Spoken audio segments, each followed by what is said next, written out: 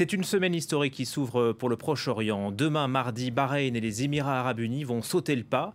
Ils reconnaîtront Israël, une normalisation poussée et voulue par Donald Trump. D'ailleurs, la cérémonie aura lieu à Washington.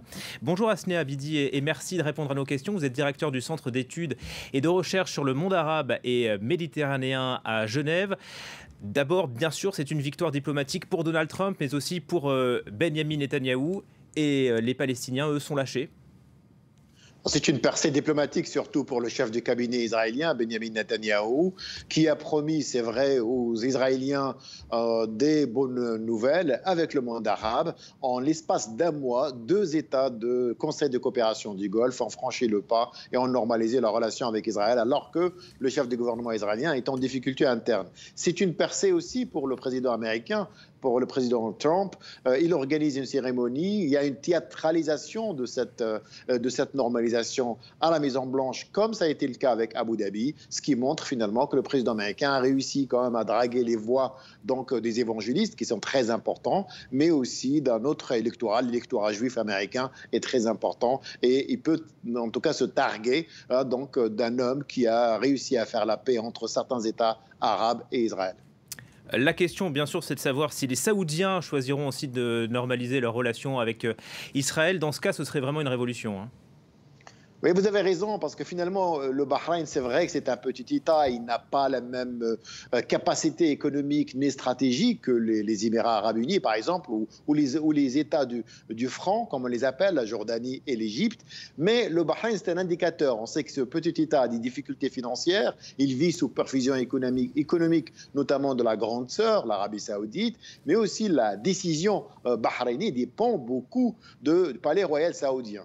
Et évidemment, cette décision de normaliser avec Israël montre que l'Arabie saoudite est tout à fait favorable à cette décision du Bahreïn. Je pense que l'Arabie saoudite subit aussi une pression de la part des Américains, comme ce fut le cas avec le Bahreïn et Abu Dhabi, mais l'Arabie saoudite a son propre agenda, son propre calendrier, et je pense que aussi les problématiques locales, internes, dues à la succession de MBS, font que la décision ne va pas arriver probablement dans les mois qui viennent, ou en tout cas pas tout de suite. On voit bien que les cartes sont rebattues dans la région. Comment est-ce que vous l'expliquez? Est-ce que c'est d'abord une manière pour ces pays de s'opposer à l'Iran? Vous savez, pour les États du Golfe, hormis probablement le Qatar et le Koweït, Israël est devenu l'allié objectif. Puisque ces États, le Bahreïn est un exemple parfait, l'Iran est une menace existentielle. On sait très bien que le Bahreïn est quand même gouverné par une minorité sunnite, la famille Al-Khalifa, contre une majorité chiite. Et le gouvernement de Bahreïn soupçonne en tout cas une grande partie des chiites d'être proche de l'Iran. Ça, c'est un élément important. Et le deuxième, à mon avis, c'est surtout la pression américaine. La pression américaine qui a été finalement favorisée par l'absence, la démission complète de la Ligue des États arabes, qui n'a même pas pu s'entendre pour une condamnation de la première normalisation, et finalement une certaine accalmie au sein de la rue arabe qui est indifférente à ce geste-là. Il faut rappeler que c'est plutôt une paix entre des régimes politiques et pas une paix entre les peuples. Et les Palestiniens, eux, se retrouvent lâchés aujourd'hui?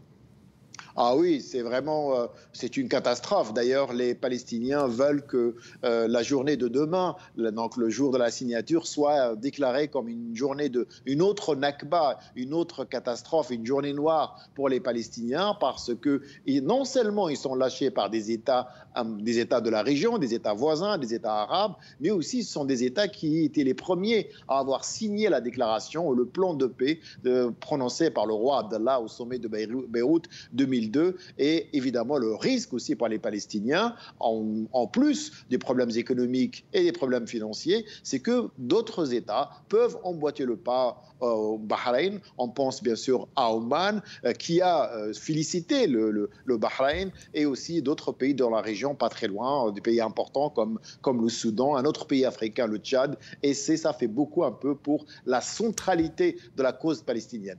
Journée à suivre demain sur France 24. Merci beaucoup Hasné Abidi, directeur du Centre d'études et de recherche sur le monde arabe.